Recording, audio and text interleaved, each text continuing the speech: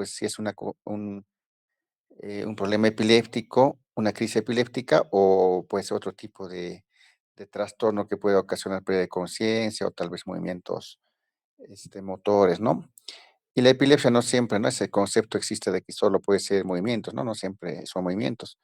Por ejemplo, una lesión a nivel del lóbulo occipital podría dar una epilepsia tipo visual, ¿no? Que sea con escotomas, con hemianopsias, ¿no? Pérdida de la visión, etcétera. Si fue una lesión a nivel parietal, podría dar crisis sensitivas, ¿no? Y si fuera incluso a nivel del lóbulo temporal, en la región este,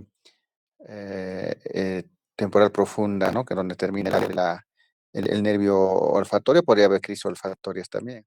En la región entorrinal, ¿no? Donde podría haber otro tipo de crisis. Entonces, cuando hablamos de epilepsia, pues estamos hablando de múltiples manifestaciones que pueden haber y va a depender mucho también del si es que esta epilepsia es focal o es generalizada, ¿no? Entonces vamos a hablar que focal es cuando hay una lesión en una parte y ese va a dar pues las crisis de otro tipo. En cambio, las generalizadas, ¿no? Que empiezan con conciencia y luego son tónico-clónico generalizadas o atónicas, etcétera, pues básicamente son epilepsias de tipo genético primarias, que es por un problema a nivel de los canales de sodio, potasio, calcio que hay en la neurona, ¿no? Las llamadas canalopatías. Y también pueden ser genéticas o hereditarias incluso. Entonces vamos a ver primero por los conceptos, ¿no? Que hay.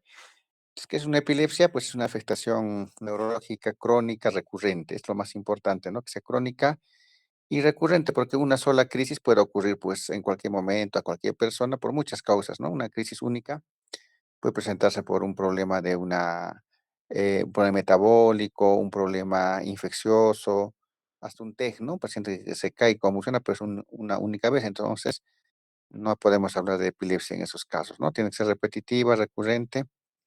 Pueden ser fenómenos paroxísticos ocasionados por las descargas neuronales de forma desordenada y excesiva, ¿no? Entonces va a generar crisis convulsivas, dando lugar pues a alteraciones neurobiológicas, cognitivas, psicológicas, sociales y motoras, ¿no? Porque el paciente con epilepsia, pues, por la recurrencia de las crisis, muchas veces va a tener problemas hasta para mantener un trabajo, para poder realizar muchas cosas, ¿no? Entonces, para decir epilepsia requiere la ocurrencia de al menos una crisis epiléptica, que es la expresión clínica, que es una crisis epiléptica, es la expresión clínica de una descarga eléctrica anormal, provocando una alteración súbita y transitoria de funciones o del funcionamiento cerebral, ¿no? Entonces, la definición de crisis epiléptica ¿no? Es justamente esa, ¿no? La expresión clínica de una descarga eléctrica, que puede ser única, ¿no? Y por eso que pueden haber crisis únicas también. O que cuando sea repetitiva, pues ya hablamos de un trastorno epiléptico, ¿no? Entonces, para decir que un paciente tiene epilepsia, tiene que cumplir con varios criterios, ¿no? Uno, por ejemplo, que sean dos crisis no provocadas o reflejas con 24 horas de separación. ¿Qué quiere decir no provocadas o reflejas? Que no estén provocadas pues, por un tema metabólico, por un tema infeccioso, por un tema traumático, ¿no? O también algún fármaco, etcétera, ¿no es cierto? Entonces, no tienen que ser provocadas para poder considerarse como una crisis epiléptica. Es una crisis no provocada y una probabilidad de presentar nuevas crisis, ahí pues no tiene la posibilidad y puede pues registrarse de la actividad epileptiforme en lo que es un electroencefalograma, ¿no? O también si encontramos una lesión cerebral, una tomografía y una resonancia, primera vez que sea la crisis, pues digamos una crisis única. El paciente solo tiene una crisis, pero encontramos una lesión a nivel cerebral, pues que puede ser una calcificación de cistercosis, entonces hablamos de una epilepsia, en este caso secundaria, algún daño, ¿no?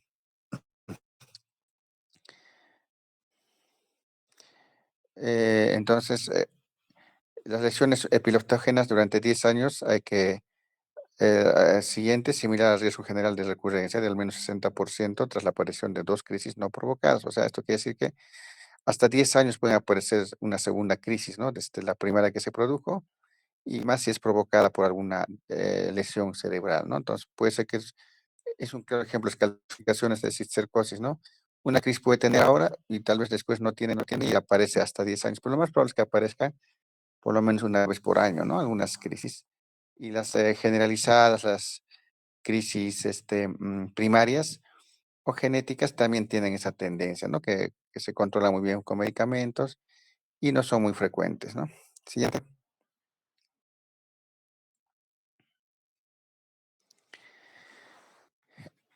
Este cuadrito es importante porque nos dice la etiología de las convulsiones en forma bastante amplia y resumida también, ¿no? Por ejemplo, hablamos de pacientes que tienen epilepsias sintomáticas, idiopáticas o criptogénicas también, ¿no? Entre las sintomáticas tenemos pues que son estructurales, ¿no? Por ejemplo, lesión que se puede ver en una resonancia, una tomografía, que puede causar, que puede causar crisis epilépticas que tienen concordancia con el electroencefalograma y también con la semiología de las crisis, ¿no? Por ejemplo, semiología de las crisis, ¿no? Especialmente cuando son sintomáticos hablamos de localizaciones, ¿no? Como hemos dicho, localizaciones occipitales, crisis visuales, localizaciones parietales, crisis sensitivas, localizaciones incluso frontales, pueden ser crisis motoras, básicamente, ¿no? Las crisis infecciosas son una infección no aguda que determina una lesión cerebral, como por ejemplo la neurocisticercosis, el VIH, el citomegalovirus, toxoplasma cerebral, etcétera, incluso que pueden venir desde el nacimiento, ¿no? Cuando un niño tiene un TORCH, puede empezar a convulsionar desde muy niño, pero las lesiones son evidentes. Claro que aparte de epilepsia va a tener otros trastornos, ¿no? De déficit del desarrollo también estos niños, ¿no? Las crisis metabólicas, provocadas por defectos metabólicos genético o adquirido, pero en este caso hablamos sintomáticos en el caso de que haya dejado una lesión el trastorno metabólico, ¿no? Porque, por ejemplo, una enfermedad de Wilson, ¿no? El mal manejo del cobre hace que el cerebro, pues, acumule cobre y ya deje una lesión en ese nivel, ¿no? O sea, un trastorno metabólico que ha hecho de que se pueda volver, o un hipoparatiroidismo, por ejemplo, ¿no? Que puede provocar calcificaciones a nivel cerebral, ¿no? O sea, trastornos metabólicos que sí dañan el cerebro y se quedan ya como un daño cerebral. Y los inmunes también, ¿no? Como enfermedades autoinmunes, responsables de epilepsia, como por ejemplo de la encefalitis límbica, ¿no? O puede ser el mismo esclerosis múltiple que puede dejar ya lesiones definitivas a nivel cerebral, que puede ser considerado como una epilepsia sintomática, ya que hay un daño al nivel cerebral y este daño produce pues las crisis que pueden ser ya más constantes. Luego están las epilepsias idiopáticas o primarias o como dije genéticas, ¿no? Que son anomalias genéticas patogénica para epilepsia con una historia familiar positiva o no siempre, ¿no? Hallazgos típicos en el electroencefalograma y tipos de crisis también de estas epilepsias de tipo idiopático. Y la criptogénica es desconocida sin causa identificada, ¿no? Y también puedo llamarlo criptogénica cuando, por ejemplo, tengo una convulsión de una extremidad y yo estoy seguro de que es una convulsión focal, entonces habrá pues algo en el lóbulo frontal y no encontramos, ¿no? Entonces eso podemos llamarlo criptogénica. Siguiente.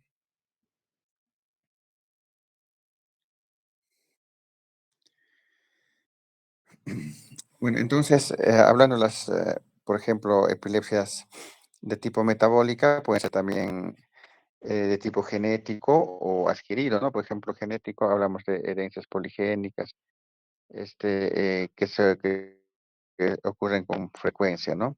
Y son básicamente generalizadas también. Herencias monogénicas son epilepsias focales, más que todo, como son las focales, y es rara su ocurrencia, ¿no?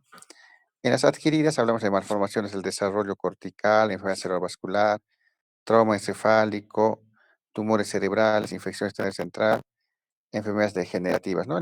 Incluso, pues, el Alzheimer, pues, podría ocasionar por la gran atrofia que después empieza el paciente a convulsionar también, ¿no? Entonces, las epilepsias focales, o sintomáticas, acá tenemos un cuadrito, ¿no? Su incidencia por edad, bueno, que también, no son muy frecuentes, ¿no? Más que todo en los niños podemos ver más que son, genéticas, ¿no? En cambio, el paciente mayor, obviamente, más que todo van a ser secundarias, ¿no? Porque el paciente mayor puede tener, pues, secuelas de infartos, de infecciones como cisticercosis, ¿no? Nuestro mayor es muy frecuente o algún tipo de otra alteración, incluso metabólica, que puede dejar el daño cerebral. Siguiente.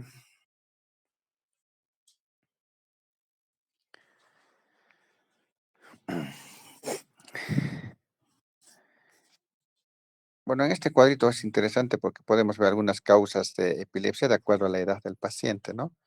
Como en recién nacidos, por ejemplo, pues la hipoxia es muy frecuente, ¿no? Que todavía es una causa de convulsión, y no solo convulsión, sino de parálisis cerebrales.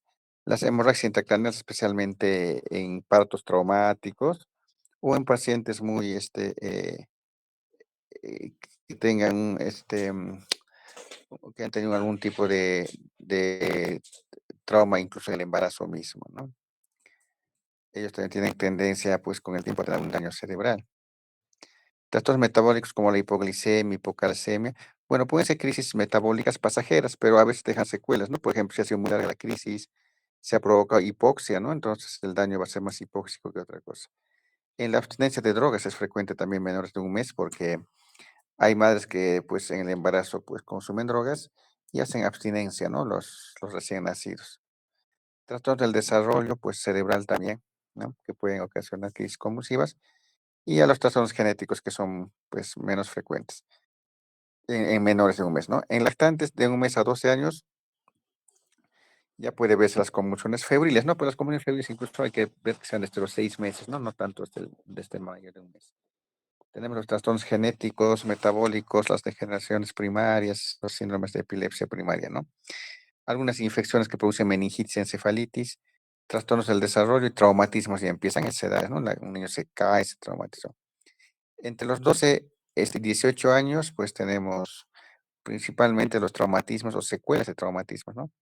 Algunos trastornos genéticos, infecciones, tumores cerebrales, consumo de drogas, que también es frecuente, pero también todavía acá podemos hablar de las convulsiones primarias, que también en algunos casos hay, ¿no? En los adultos, pues más que todo, pues en nuestro medio, porque esta es una revisión más que todo americana, en nuestro medio es más frecuente, pues la cisticercosis, ¿no? Se lo lleva por delante cualquier cosa. En cambio, como en Estados Unidos y en Europa no hay mucha cisticercosis, el traumatismo es el primero la primera causa de convulsiones en las personas en edades jóvenes, ¿no? Abstinencia al alcohol, eso sí es frecuente, también consumo de drogas, los tumores cerebrales son más frecuentes y los antianticuerpos que producen también convulsiones o epilepsias pues generalizadas, ¿no? Y los adultos mayores de 35 años, pues ya hay secuelas de enfermedades cerebrovasculares, tumores cerebrales, abstinencias también, trastornos metabólicos, algunas enfermedades de Alzheimer y otras que también pueden cursar con convulsión. Siguiente.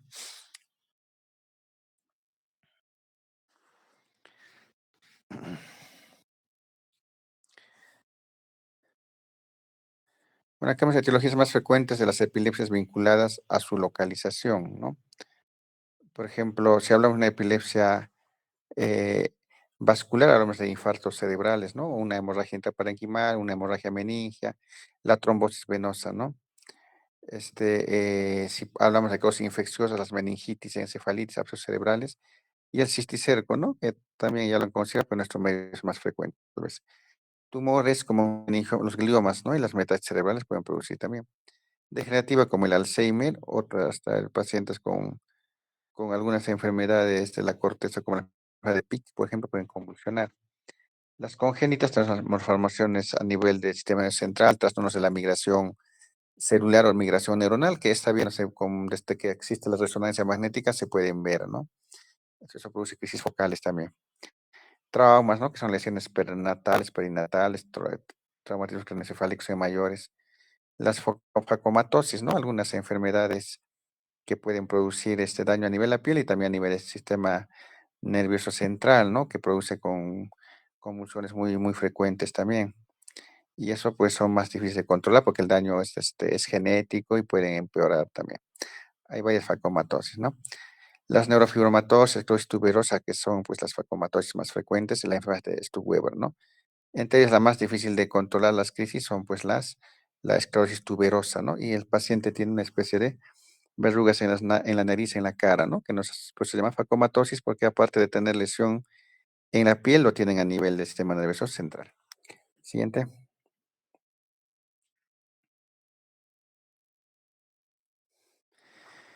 Bueno, para ver, pues, la fisiopatología de la epilepsia, básicamente lo que existe, pues, un mal funcionamiento, lo que es la inhibición y la excitación de la neurona, ¿no? Como hemos visto, las causas son múltiples, pero cualquier lesión neuronal puede ocasionar, pues, que haya ya una alteración en esa inhibición, excitación, ¿no? Y hay alteración, pues, en lo que es los neurotransmisores principales en este caso, ¿no? Que son el glutamato y el GABA, ¿no? El glutamato que es estimulante y el GABA que es inhibitorio, ¿no? Por eso que muchos medicamentos que se utilizan, pues actúan sobre glutamato y sobre GABA, básicamente, ¿no? Aumentando el GABA y tratando de bloquear el glutamato, pero este, lo importante es, pues, en la fisiopatología es el mal funcionamiento de los canales de sodio, potasio y calcio en la neurona, ¿no? Que pueden ser por lesiones o por causas genéticas también. Siguiente.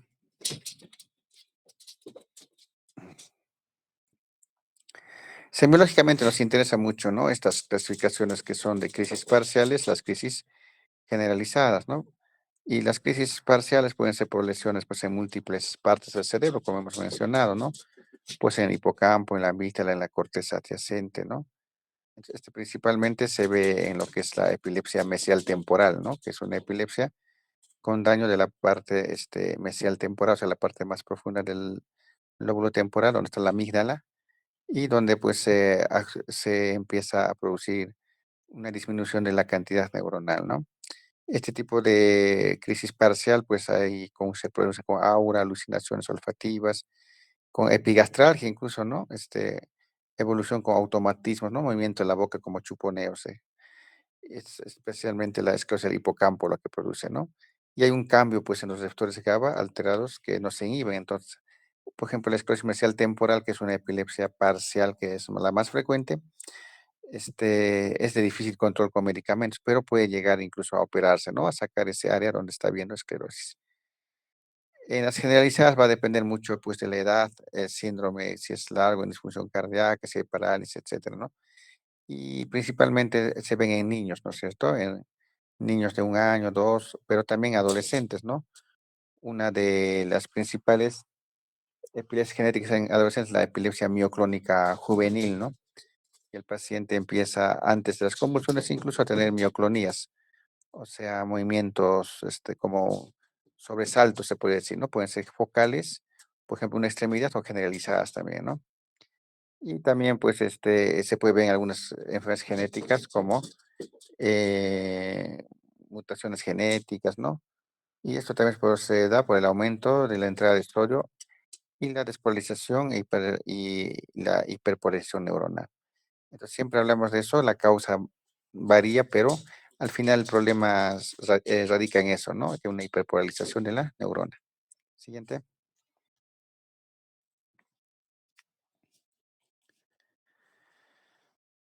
Bueno, cuando una convulsión, ¿no? Una crisis epiléptica, podemos ver, pues, que puede haber un prodromo ictal, ¿no? O también ictus, ¿no? Donde presenta un patrón electroencefalográfico ya hipersincrónico, o sea, con cambios conductuales.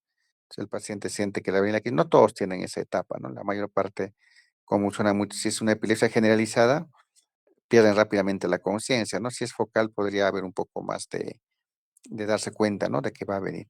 Pero también hay auras epilépticas, ¿no? Especialmente en las generalizadas. Ujú. El También hay, momentos en que la crisis, pues, se vuelve, intercrítico, ¿no? O sea, entre crisis y crisis, donde hay un mecanismos inhibitorios, o sea, predomina la función GABA, hay disminución de la hiperexcitabilidad epiléptica y se impide la aparición de nuevas crisis, ¿no? Entonces, en este caso, pues, este periodo de entre crisis puede salir incluso un electroencefalograma normal y en algunos casos puede haber, pues, eh, descargas interictales, ¿no? El electroencefalograma que nos ayuda es saber es justamente si hay descargas o no, entre crisis y crisis, ¿no? Porque si está viendo descargas, quiere decir que ese cerebro está totalmente hiperactivo, ¿no? Que está viendo hiperexcitabilidad y puede en cualquier momento aparecer una crisis convulsiva. Y el periodo, pues, posictal, ¿no? Después de la crisis, ahí presenta depresión posictal, el paciente está con sueño, muchas veces no se da cuenta de lo que ha sucedido, ¿no? Hay una inmoción corporal y representa el umbral de una crisis, ¿no? Refractaria posictal. Muchas veces se puede morder la lengua, los carrillos bucales, podría tener incluso relajación de esfínteres, ¿no? Pueden orinarse, etcétera, ¿no? Y producirse muchos daños, pues, en estas crisis. En los periodos preictales o en la misma crisis puede haber muchos cambios, ¿no? Depende mucho de la crisis. A veces incluso hay crisis, pues, parciales complejas en las cuales el paciente puede ponerse agresivo y luego pasar solo así o llegar a tener una conmoción generalizada también. Puede haber también alteraciones conductuales después de la crisis, ¿no? Puede haber parálisis de extremidades, por ejemplo, la pal de TOD, ¿no? Una extremidad o un hemicuerpo puede quedarse paralizado por varios días. Especialmente eso se va a ver en crisis focales. Siguiente. Sobre la clasificación de la epilepsia. Siguiente.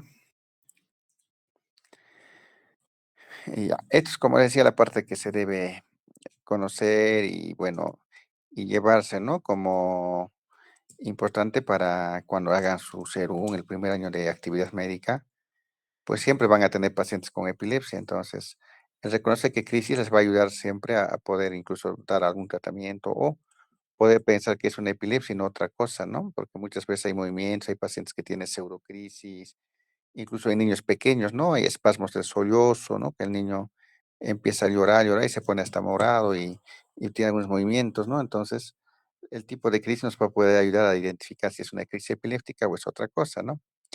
Entonces, las crisis epilépticas pueden ser de causa, pueden ser parciales o focales, ¿no? Como se dice, sin perder la conciencia, o generalizadas, ¿no? Que son las que pierden la conciencia y hay, pues, movimientos tónicos o movimientos clónicos o atónicos, incluso, no solo pérdida del tono muscular, o también las ausencias, ¿no? Que están dentro de este rango. Las clasificaciones de epilepsia, por semiología, que es esta, se mantiene desde años, ¿no? Porque hay otras clasificaciones en las últimas guías en las cuales aparecen clasificaciones electroencefalográficas, sindrómicos, etcétera, que muchas veces cambian rápidamente, ¿no? Pero esta clasificación es la que más se utiliza, hasta el día de hoy es la que más sirve, ¿no?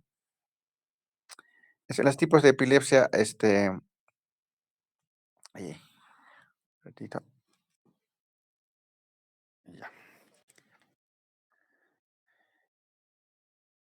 Estos tipos de epilepsias, pues también, ¿no? Cuando la primera es que son de crisis epilépticas, pero igual, ¿no? Las epilepsias también son focales, generalizadas, combinadas, pues es focal más generalizada. Esa se llama, pues, primaria, digo, focal secundariamente generalizada, ¿no? Y las de causa desconocida también. Entonces, vamos a hablar sobre la definición de lo que es un síndrome epiléptico o síndrome electroclínico, ¿no? Entonces, manifestaciones tipo de crisis, alteraciones electroencefalográficas, edad de inicio, pronóstico que aparecen, agrupan y cuyo diagnóstico tiene complicaciones terapéuticas y pronóstico del manejo total del paciente, ¿no? Eso llamamos síndromes electroclínicos, ya que de acuerdo al tipo de manifestación clínica o convulsiva, se tiene que escoger también la medicación, la cual va a ser necesario dar a un paciente, ¿no?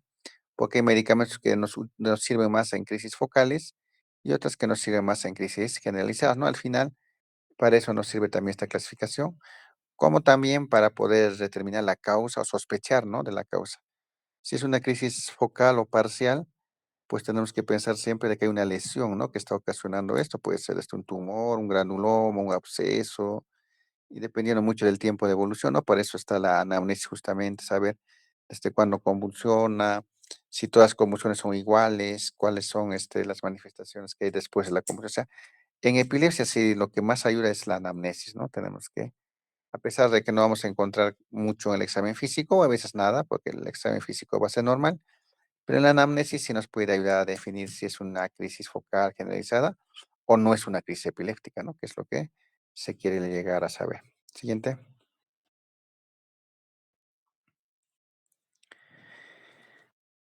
Las crisis parciales de inicio focal, ¿no? Por ejemplo, pueden ser crisis simples, sin pérdida de conciencia, ¿no?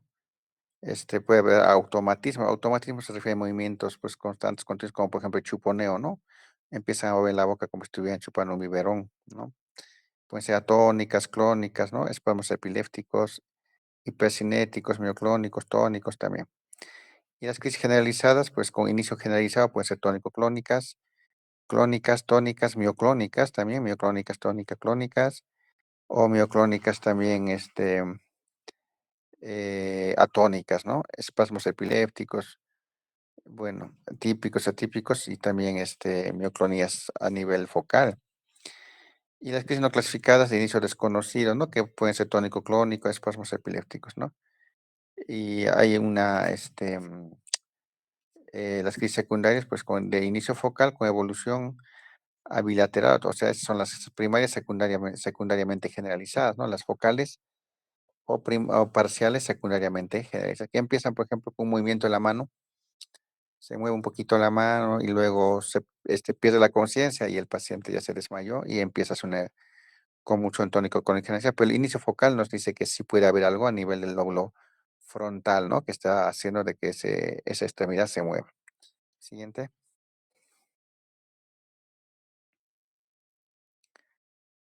Bueno, también las crisis focales o- o las crisis focales o parciales, como también se llama antes, que son de un inicio focal, puede ser con aura o sin aura, ¿no? El aura puede ser múltiple, a veces son pensamientos nomás que vienen, problemas de un adormecimiento en una parte del cuerpo, alteraciones visuales, o sea, pero el paciente ya conoce su aura incluso, ¿no?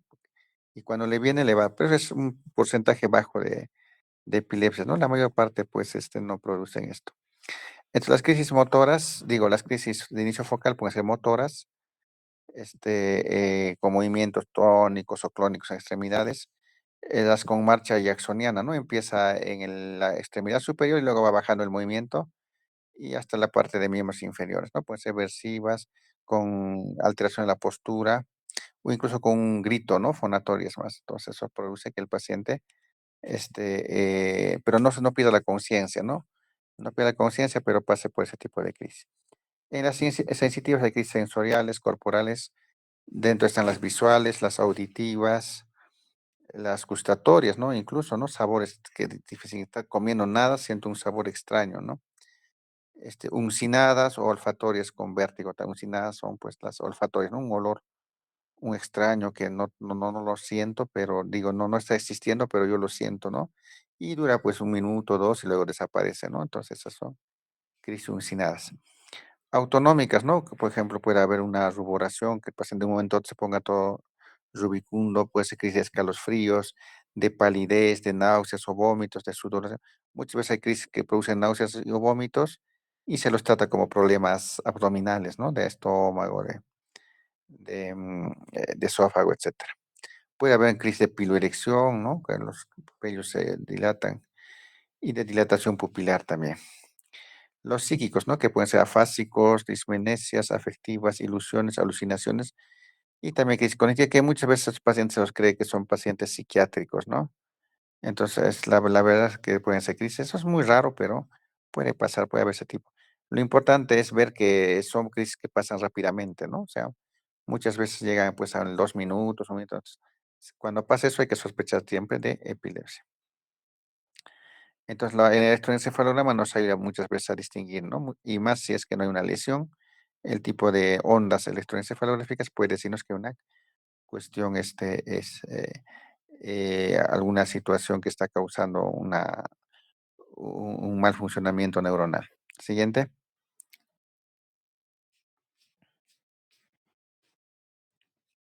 Bueno, más que todo acá para ver pues cómo se puede ver el electroencefalograma en una crisis parcial, ¿no?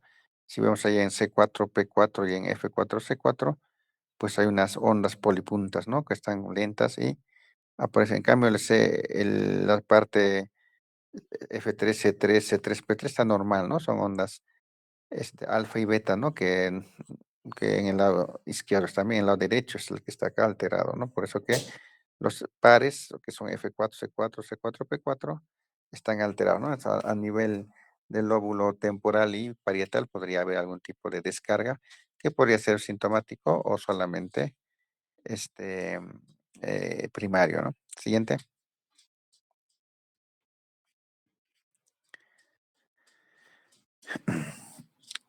La crisis de inicio focal, pues es un inicio súbito con automatismos, afasias posictales, falta de respuesta a estímulos y amnesia, ¿no? Es inicio focal, pero con generación secundaria, ¿no? Que después ya el paciente pierde la conciencia, Y va a depender mucho también a qué nivel está la lesión, ¿no? Si es temporal, puede haber mirada ausente, automatismos orales o manuales también, ¿no? Movimientos de la mano, ¿no? Que es como abrir, cerrar o girarlos, ¿no? Posturas distónicas de una extremidad superior.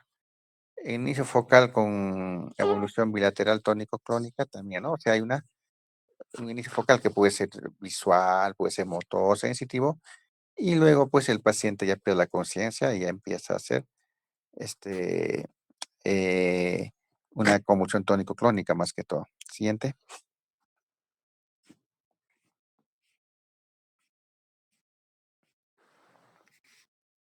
Bueno, es el tipo que hemos mencionado, ¿no? Pueden ser olfatorias, pueden ser sensitivas, de acuerdo, como les dije, al área cerebral que está afectada. Por ejemplo, si vemos aquí el occipital, puede haber alucinaciones de cosas, si es en el área uncinada, en el lóbulo temporal, olores, ¿no? Es el zorrillo que está representando, un olor extraño que puede aparecer, ¿no?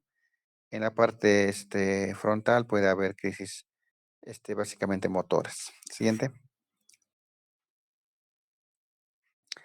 Cuando el inicio es generalizado, básicamente puede ser de tipo tónico-clónico, ¿no? Que hay varias fases, ¿no? La pretónica, donde se puede evidenciar mioclonías, desviación de la mirada.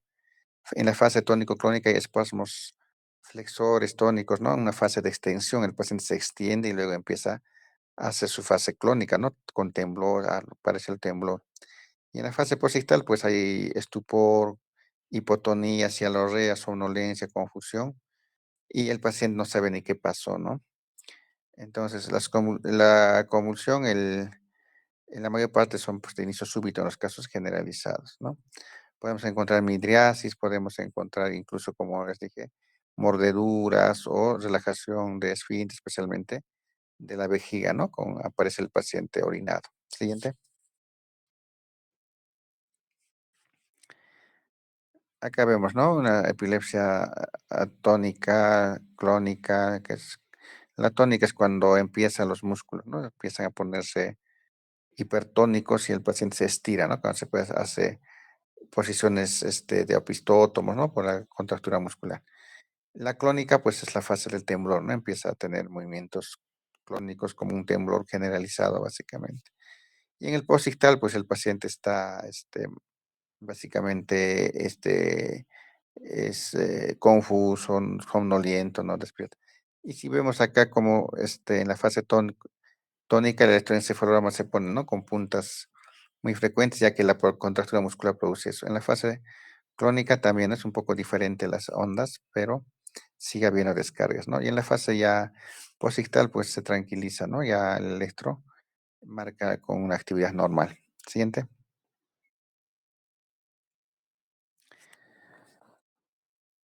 Este, mm, como has mencionado, ¿no? En las crisis tónicas hay incremento de la contracción del muscular, afecta a la parte axial, o sea, la parte del tronco, y ahí puede hay una caída, ¿no? En ese momento, pierde el tono muscular. Hay contracciones musculares repetitivas, irregular, afecta al mismo grupo de músculos y puede haber también alteraciones en la conciencia. Las crisis de ausencia, pues que también son generalizadas, son pérdida de conciencia paroxística de inicio y final brusco, ¿no? Siendo de duración sin convulsiones que hagan perder el tono postural, no hay signos motores, no hay parpadeo, masticación, movimientos, nada, ¿no? Y básicamente, pues se produce en niños, ¿no? Puede ocurrir varias veces al día, el paciente está con ausencias frecuentes, ¿no? Y el electroencefalograma da puntas ondas, especialmente a nivel central, ¿no? Para poder determinar si es una crisis de ausencia. Y pueden ser incluso hereditarios o pueden ser poligénicos o secundarios a algo. Siguiente.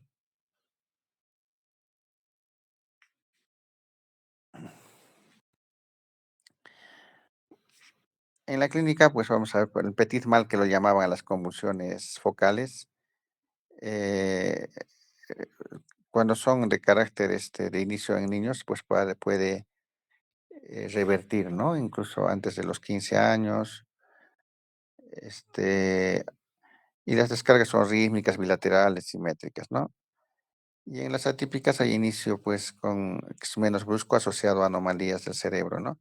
Signos motores, algún daño, ¿no? Entonces serían secundarias ya. Siguiente.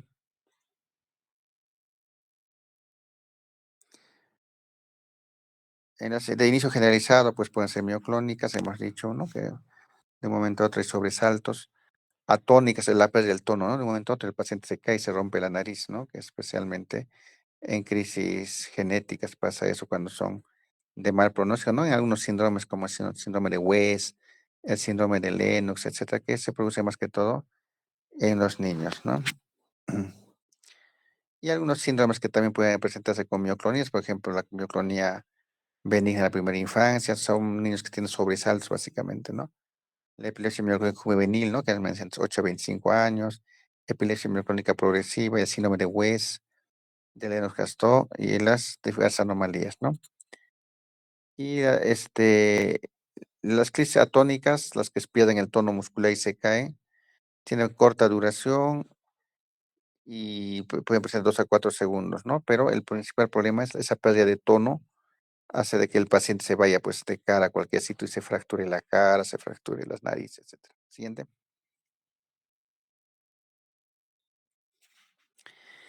Y finalmente las de inicio desconocido, ¿no? Como el nombre mismo dice, pues son crisis que no pueden clasificarse por datos incompletos, ¿no? Entre ellas hay los espasmos epilépticos que están dentro de lo que es el síndrome de West, puede verse también en cefalopatías epilépticas, puede verse en contracciones tónicas de inflexión, puede verse en secuelas de trastornos metabólicos también, ¿no? En este caso, pues puede haber que la musculatura axial proximal en extremidades pueden ser de crisis motoras, ¿no? Que pueden ser focales o generalizadas. En el electroencefalograma hay ipsiarritmia, o sea, un desorden total de las ondas, ¿no? Esto principalmente en el síndrome de West. Siguiente. Y este concepto que ustedes también deben manejarlo mucho, que es el de estatus epiléptico o estado epiléptico, ¿no? Se denomina así a la convulsión de más de 30 minutos continuos, ¿no? O falta de recuperación entre una convulsión definida respecto a la forma focal, ¿no? Parcial o aunque sea solamente focal, pues si pasa ese tiempo ya se considera estatus, ¿no? Por otras variantes, ¿no? Puede haber convulsiones continuas, 5 convulsiones continuas se considera estatus también, o a 3 convulsiones en términos de una hora también, ¿no? Ahora, también hay una definición de eminencia de estatus o estatus que ya se debe considerar. Si nosotros vemos cómo es convulsionar a un paciente 5 minutos en nuestro delante, en una sala de emergencia o donde haya pues medicación, no, ya lo consideramos estatus cuando pasa 5 minutos, ¿no? Ya los otros 30 es cuando el paciente llega, ¿no? De otro sitio. Siguiente.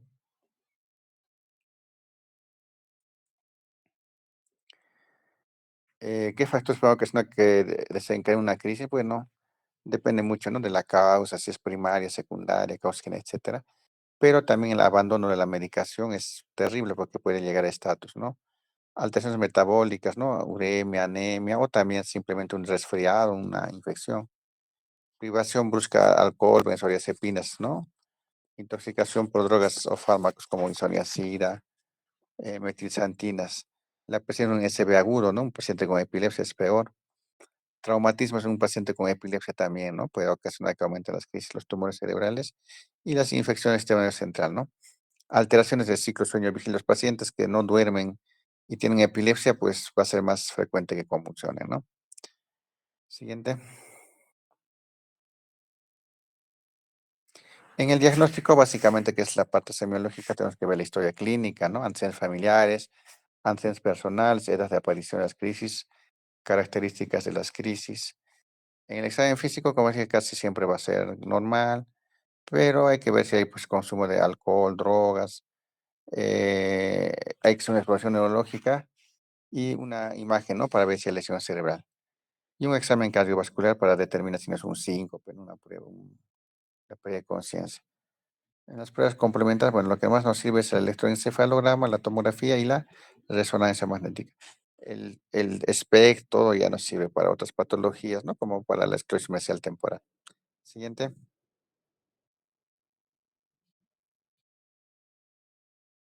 Siguiente, bueno, es general. Ya, el electroencefalograma, ¿no? Si vemos acá los gráficos, pues vemos que hay puntas, hay una onda aguda, punta onda, ¿no? ¿Qué es esto? la colipunta y la colipunta honda, ¿no? Entonces, es difícil de distinguir, ¿no? Hay que ver varios electros para poder distinguir si hay ese tipo de alteraciones en lo que es un paciente. Y obviamente, siempre haciendo clínica con la presentación de la crisis, ¿no? Por ejemplo, las ausencias típicas van a presentar punta honda, ¿no? Las crisis mioclónicas, crisis tónicas, ausencias típicas, ¿no? Las colipuntas, ¿no? Las crisis mioclónicas, crisis tónicas, y las colipuntas en crisis mioclónicas y en crisis tónicas. En las tónico-clónicas generales, muchas veces en el momento de la crisis va a salir un desorden terrible, pero en en el interistal podría haber alguna de estas descargas. Siguiente. La neuroimagen, pues obviamente que el mejor examen para un paciente que estamos estudiando su epilepsia sería la resonancia magnética, ¿no? Porque nos vamos a ver todo, incluso si es que está viendo algunas distrofias a nivel cortical, todo se puede mejorar con la tomografía, no sirve para ver cosas mucho más grandes, ¿no? Sospecha de un tumor, un sangrado, ¿no? Etcétera. Pero en sí, si es que queremos hacer el estudio completo, la resonancia es ideal. Siguiente. Y esto también es muy importante, el diagnóstico diferencial. ¿Con qué hacemos diagnóstico diferencial en epilepsia? Con un síncope, ¿no? Esas playas de como paciente, especialmente, ¿no? Chicos que están en la fila de su colegio, esperando en el recreo, digo, en la formación y se desmayan, ¿no es cierto? O caminando, siempre parados, casi siempre, ¿no? Los síncopes vasovagales. Las arritmias cardíacas también siempre es importante porque por ahí es un problema cardíaco que estén desmayando y a veces llegan a tener movimientos tipo convulsión. Las valvulopatías cardíacas, ¿no? Es algo parecido, la insuficiencia cardíaca, hipotensión ortostática. No sé, básicamente toda esta parte es relacionada con los problemas cardíacos. Los trastornos psicogénicos, ¿no? Como convulsiones con los pacientes ansiosos, ¿no? Hasta pueden llegar a ser como crisis convulsivas, crisis de hiperventilación o ataques de pánico, ¿no? Que hacen frecuentemente. En las alteraciones metabólicas, pues puede haber desmayos por alcoholismo, delirios ¿no? En los pacientes alcohólicos, hipoglicemia, hipoxia, que también puede dar incluso movimientos tipo convulsión. Fármacos psicoactivos como por ejemplo los que se usan en la migraña o también hacer una diferenciación con lo que son crisis migrañosas incluso con hemiparesias, ¿no? La isquemia cerebral, pues un TIA por pérdida de conciencia, a veces tiene convulsiones, trastornos del sueño como la narcolepsia, ¿no? Que se duerme en cualquier sitio, que a veces pueden ser crisis convulsivas también de tipo temporal profundo. Trastornos de movimiento, ¿no? Como los hemibalismos, los coreas, etcétera, ¿no? En niños hay que ver los accesos de apnea, como les decía, ¿no? Las crisis apneicas por disfunción, por espasmos del sollozo, ¿no? Migraña abdominal, apnea, etcétera. Siguiente. Bueno, el tratamiento no lo vamos a ver, eso lo ven en medicina. Nosotros quedamos en la parte de hasta el diagnóstico, ¿ok? Listo, chicos, entonces acá terminamos y ya pues vamos a... Para el día domingo te voy a pasar los resultados de los pasitos y nos faltaría solo el examen final.